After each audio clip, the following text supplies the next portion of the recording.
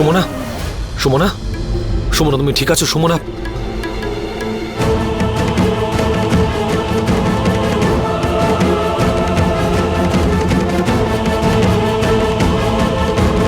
সুমনা, সুমনা, তুমি ঠিক আছো সুমনা? কিভাবে ভালো থাকবে ও?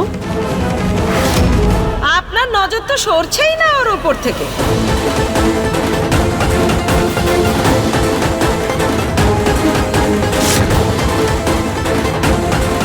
কি আজে বাজে কথা বলছেন আপনি?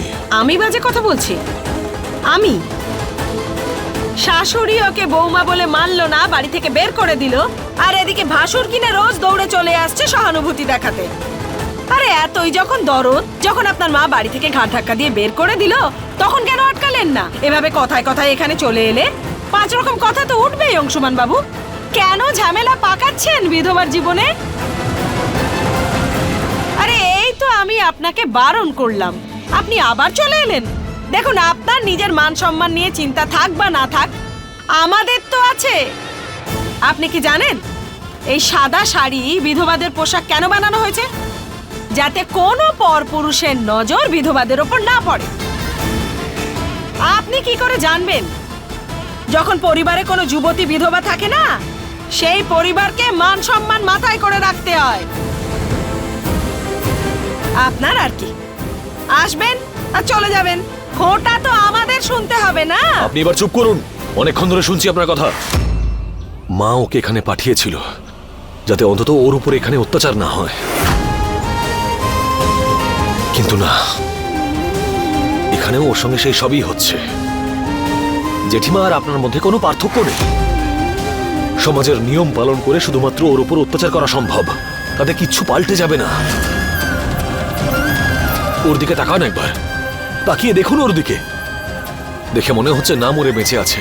যদি সময় মতন আমি না আসতাম তাহলে হয়তো ও অজ্ঞান হয়ে পড়ে যেত। আরে বাবা, পড়ে গেলে ওকে তোলার জন্য গোটা গ্রাম রয়েছে। আপনাকে এত দূর থেকে দৌড়ে দৌড়ে আসতে কে বলেছে অংশুমান বাবু? ওর জীবনটাকে তো আপনি নরক করে দিচ্ছেন অংশুমান বাবু। উর্মিলা, পাড়ার মধ্যে এসব কি শুরু করেছো তুমি? কেউ তার নিজের মানুষের সাথে এরকম ব্যবহার করে?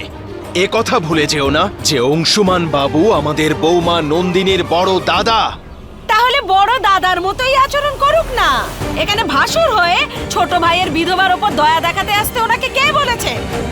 বলুন, আপনারা সবাই বলুন, এসব কি ঠিক হচ্ছে? বলুন, বলুন আপনারা। না না, এটা একেবারেই ঠিক নয়, ঠিক হচ্ছে না। কিন্তু শুনুন, মামা, সুমনা কিন্তু অজ্ঞান হয়ে পড়ে যেত, তখনই আমি সঠিক সময় চলে এসে ওকে পড়ে যাওয়া থেকে আটকাই। আর আমার জায়গায় এখানে অন্য কেউ থাকলে হয়তো সেটাই করতো। এটা তো শুধু একটা পারিবারিক ব্যাপার ছিল, কিন্তু মামি তো এটাকে... আরে কেন বারবার সেই একই মানবিকতার গল্প শুনিয়ে আমাদের আর এই বিধবার মান সম্মান নিয়ে টানাটানি করছেন? দেখতে তো পাচ্ছেন 5টা লোক কিভাবে দেখছে বিষয়টাকে। ব্যাস মামি, অনেক হয়ে গেছে। ওনাকে অপমান করার সব সীমা লঙ্ঘন করে দিয়েছো তুমি। লোকজনের কাছে আমি সুমনার কথা জানতে যাব না। যদি এতই চিন্তা হয় তাহলে নিয়ে যা না ওকে বিদেশে তোর সাথে। মামা মামির ভালোবাসা আর শিক্ষা দীক্ষা যদি এতই খারাপ হয় তাহলে তোরা স্বাধীন, যা বেরিয়ে যা। মামি, এসব তুমি কি বলছো? হ্যাঁ, নিয়ে যাব। তোমার অত্যাচার সহ্য করতে সুমনাকে এখানে রাখতে পারবো না। তোমার মতো এত কথা আমি বলতে পারবো না। তুমি কখনো ভেবে দেখেছো যে মাতৃত্বের কথা তুমি বলছো, যদি ওই মাতৃত্ব দিয়ে সুমনাকে মানুষ করতে, তাহলে ওর শাশুড়ি মায়ের মধ্যে মাতৃত্ব খুঁজতো না। মামা তো বাবার মতো কাজ করেছে, কিন্তু তুমি মায়ের মতো হতে পারোনি। নিজেকে প্রশ্ন করে দেখো। দাদা, এসব কি বলছিস তুই? মামা আর দাদু কি তোকে এইসব শিখিয়েছেন? কেন বলছিস এরকম? না, বোনের ওপর অত্যাচার হচ্ছে এটা দেখতেও শেখায়নি। চল সুমনা, আমরা এখান থেকে চলে যাব। দাদা, এসব কি বলছিস তুই? সবাই বাইরে থেকে বাড়ি ফিরে আসে, আর তুই চাস যে আমরা বাড়ি ছেড়েই চলে যাই? না দাদা, মামা মামি ছোট থেকে বড় করে তুলেছেন আমাদের। আমাদের জীবনের ওপর সম্পূর্ণ অধিকার আছে, ওনাদের অধিকার আছে আমাদেরকে প্রশ্ন করার। মামি, অংশুমানদা আর দাদার পক্ষ থেকে আমি ক্ষমা চাইছি। প্লিজ আমাদের ক্ষমা করে দিন। এই বিষয়টাকে এখানে শেষ করে দাও প্লিজ। অংশুমানদা, আপনি এখান থেকে চলে যান। এখানে আসার কোনো প্রয়োজন নেই আপনার। এটা আমার প্রবলেম, আমার পরিবারের প্রবলেম। এর সলিউশনও আমি নিজে বের করে নেব। প্লিজ আপনি চলে যান এখান থেকে।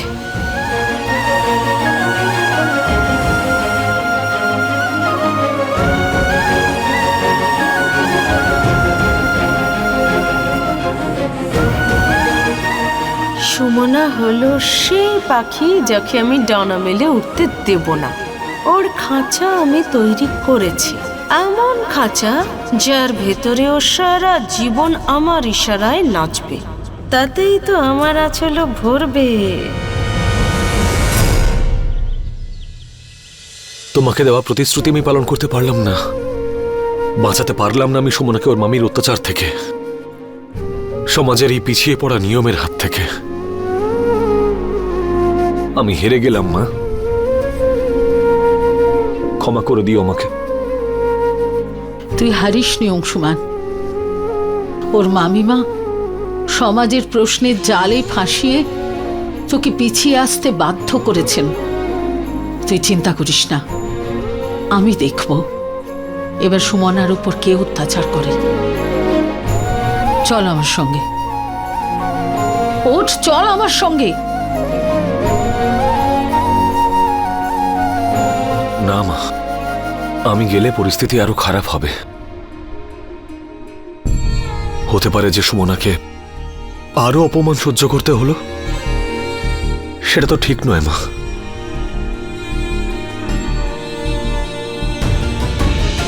তুই ঠিকই বলেছিস, চিন্তা করিস না। সুমনা সুরভিমা এখনো আছি।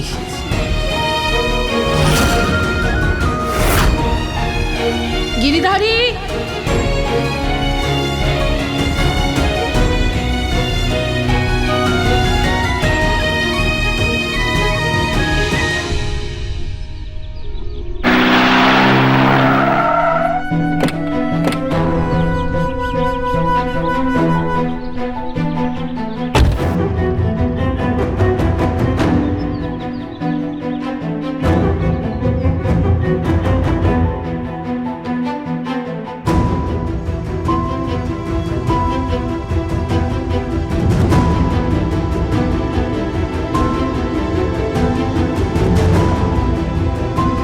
সুমনা,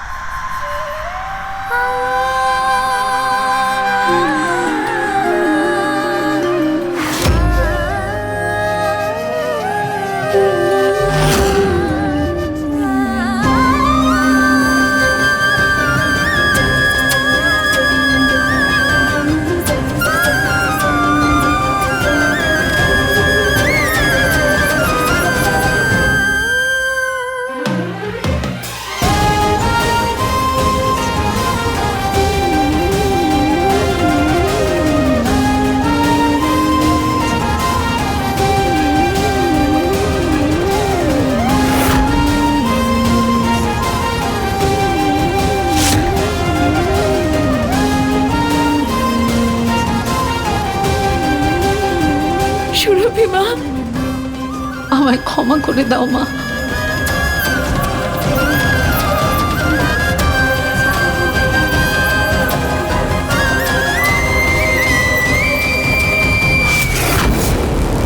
তুমি আমায় মা বলেছিলে, কিন্তু আমি মায়ের দায়িত্ব পালন করিনি। সময়ের ফেরে আমার বুদ্ধিতে পাথর চাপা পড়েছিল। একটা ভাবছিলাম, হচ্ছিল অন্য কিছু। আমার দোষের জন্য তুমি অনেক সহ্য করেছো সুমনা। কে জানে এত নির্মম আমি কি করে হলাম। না সুরভিমা, মায়ের মন কখনোই পাথর হয়ে যায় না।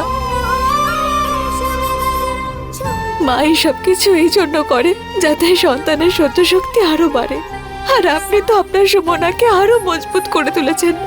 আপনার জন্য আমার মনের জোর আরো বেড়ে গেছে। ব্যাস সুমনা, তোমার ভালোবাসায় তুমি আমার দোষকে আরো বাড়িয়ে দিলে।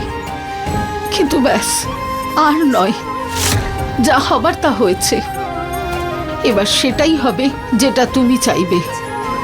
তুমি শ্বশুর বাড়ি থাকতে চাও না এখানে? এটা তোমার নিজের সিদ্ধান্ত হবে, কিন্তু এখন সেটাই হবে যেটা তুমি চাইবে। তোমার যেভাবে থাকতে ইচ্ছে সেভাবে থাকবে।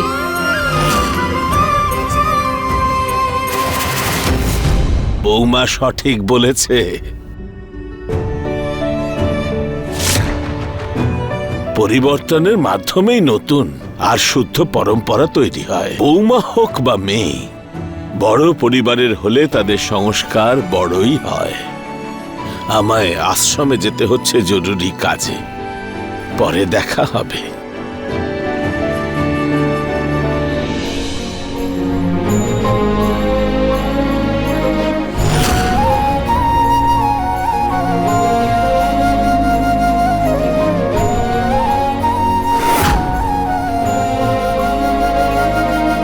যদি মা ছেলে সুমনার রক্ষা কবচ হয়ে থাকে, তাহলে তো আমার পথের কাঁটা দূর হবে না, আর আমার উদ্দেশ্যও সফল হবে না।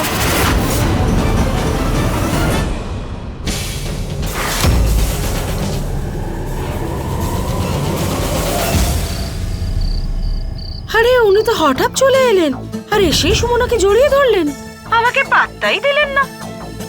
এই খেলা চলছে বড় বেয়ান এখানে। আপনার ছোট জানা খুব বড় খেলোয়াড়। সবার আগে বুদ্ধি করে সুমনাকে আপনার খপ্পর থেকে দূরে সরিয়ে দিল, তারপর এখানে এসে নিজের ক্ষমতা দেখাচ্ছে। নিজের রাজত্ব সামলান, না হলে আপনার ছুটকি না রায় বাহাদুর পরিবারের সাথে সাথে আপনার নাক কাটতেও কিন্তু দুবার ভেবে দেখবে না। হ্যাঁ,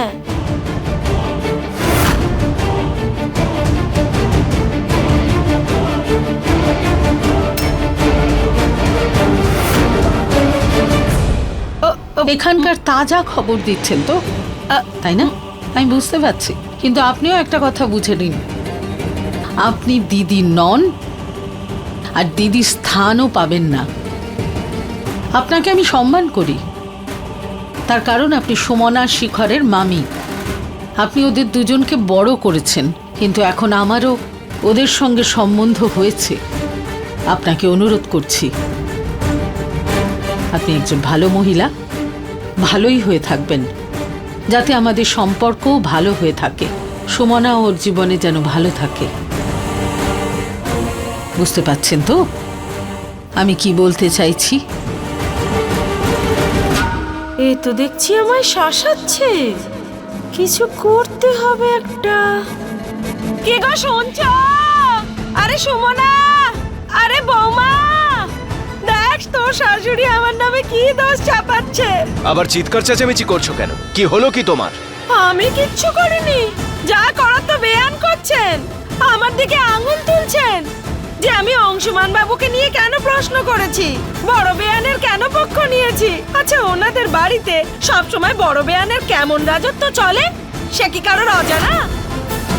আমি তো শুধু তাই করেছি যা আমায় বড় বেয়ান করতে বলেছিলেন। আরে ও বাড়িতে তো ওনার সামনে কারোর মুখ চলে না, এখানে এসে আমার ওপর তড়পাচ্ছেন।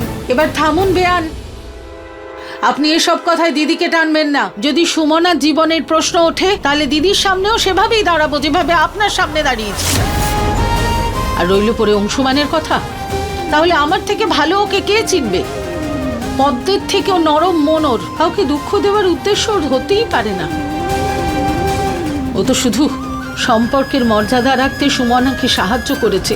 বাকি আপনি তোর বুদ্ধিমতী। আমার মনে হয় সুমনার বৈধব্য নিয়ে এ বাড়িতে আর কোনো কথা হবে না।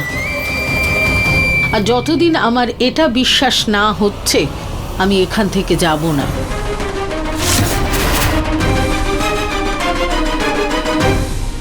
দাদা, আমি কি আপনাদের বাড়িতে কয়েকদিন থাকতে পারি? আরে এভাবে কেন বলছেন? এটা আপনার ভাইয়ের ঘর, এটা আপনার এক মেয়ের শ্বশুর বাড়ি আর এক মেয়ের বাপের বাড়ি। এমনিতে এই বাড়ি আপনার থাকার যোগ্য নয়, তারপরেও আপনি যতদিন ইচ্ছে থাকতে পারেন। সব সীমা ছাড়িয়ে গেছে, এই লোকটা কোনো দিনও আমার পাশে দাঁড়াবে না। সুরভিমা, এই বাড়িতে আমার কোনো অসুবিধা হচ্ছে না, আপনার এত চিন্তা করার কোনো প্রয়োজন নেই। আমি পারবো নিজেকে সামলাতে। আর তাছাড়া নন্দিনী তো আছে আমার পাশে, মামি আছে, মামা আছে, দাদু আছে, দাদা আছে। এনারা থাকতে আমার সুরভি মায়ের এত চিন্তা করার কোনো প্রয়োজন নেই। আমার উপর ভরসা আছে তো আপনার সুরভি মা?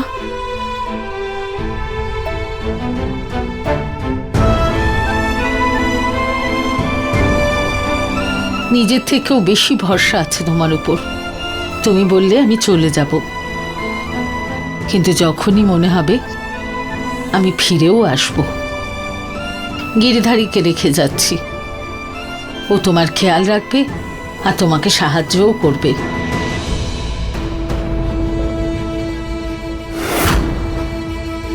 এখন এই মহারানী আমারই বাড়িতে আমার ওপর পাহারাদার বসাচ্ছে।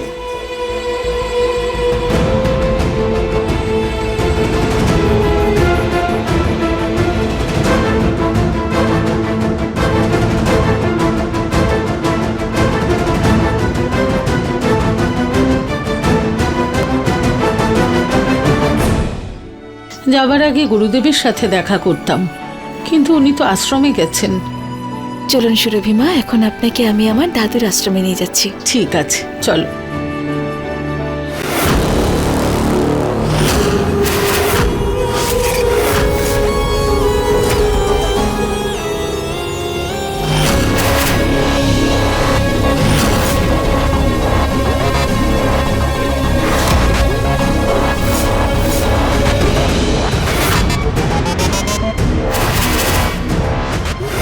এই মেয়েটার বয়স কত? এই তো সবে 19-20 বছর হবে। অ্যাডভান্স। যাই হয়ে যাক না কেন, এই মেয়েটার বিয়ে যেন আমার সাথেই হয়।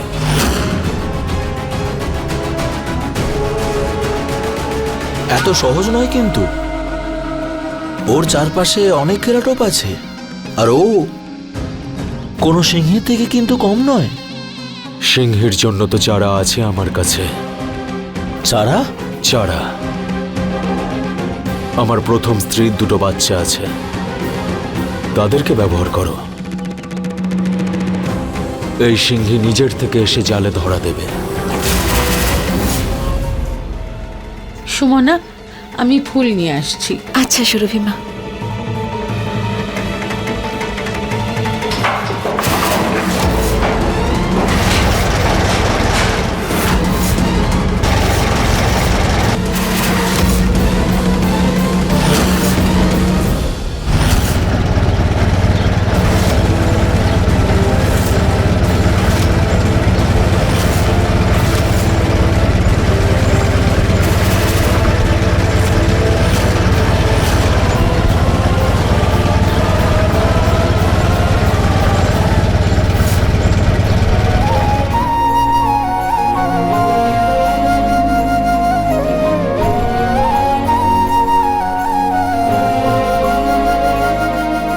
অংশুমানদা, যদি আরেকটু দেরি হতো তাহলে কত বড় দুর্ঘটনা ঘটতে জানেন?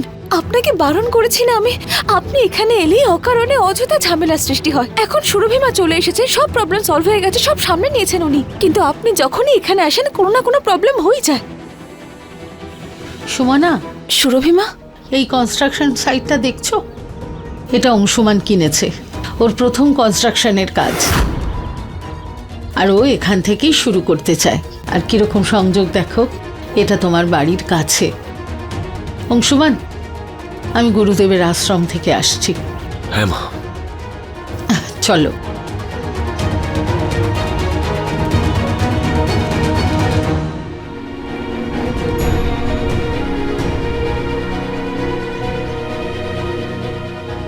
ক্ষমা করে দিন স্যার, সাইড মিরার দেখতে পাইনি। কোনো ব্যাপার নয়, ভবিষ্যতে খেয়াল রেখো। ভালো করে না জেনে বুঝে কত কিছু বলে ফেললাম অংশুমানদাকে। বিধির বিধানের কাছে কে কি করতে পারে গুরুদেব? আমি আমার সন্তানকে হারিয়েছি, সুমনা তো সবকিছু হারিয়েছে। এখন শুধু সুমনাকে নিয়েই চিন্তা, কি করে কাটাবে সারা জীবন। যেমন মহাদেবের ইচ্ছে হবে। যিনি ভাগ্য লিখেছেন তিনি সামনের পথ দেখাবেন।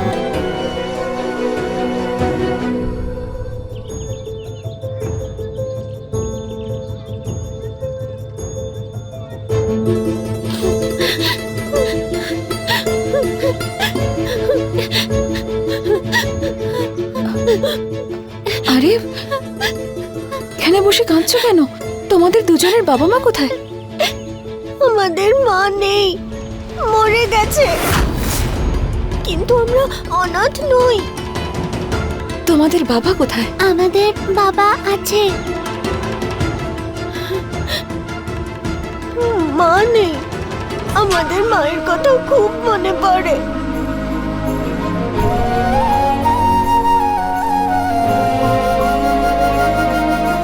সুমনা, তুমি এই বাচ্চাদের সাথে? সৌরভ জামাইবাবু, আপনি চেনেন ওদের? হ্যাঁ, শিশির বাবুর বাচ্চা এরা। এদের মা নেই সুমনা। কিন্তু শিশির বাবু কোথায়? আপনি এই বাচ্চাদেরকে আশ্রমে নিয়ে যান, আমি শিশির বাবুকে খুঁজছি। তোমরা দুজন এসো আমার সঙ্গে। ওঠো, সাবধানে। এই নাও, তোমরা দুজন মিষ্টি খাও। কি সুন্দর বাচ্চা দুটো, কেউ কি করে ওদের একলা ফেলে গেছে। সুলতানগঞ্জে এমন কে আছে যাকে আমি চিনি না?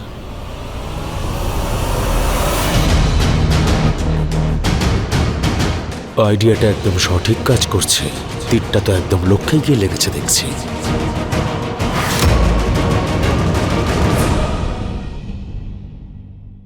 আরে ও তো বিধবা না, আর এ তো ওর ভাসুর হয়। দেখেছো কি নির্লজ্জের মতো গল্প করছে। আপনারা অন্যের ব্যাপারে কথা বলা ছাড়া আর কিছু করতে পারেন না? অংশমান দা, ওরা আপনার কথা বুঝবে না। আরে আমাদের আর কি বোঝাবে, নিজেরা তো লজ্জার মাথা খেয়েছো। আরে ও তো বিধবা না, আর এ তো ওর ভাসুর হয়। দেখেছো কি নির্লজ্জের মতো গল্প করছে। অংশমান দা, ওরা আপনার কথা বুঝবে না। আরে আমাদের আর কি বোঝাবে, নিজেরা তো লজ্জার মাথা খেয়েছো।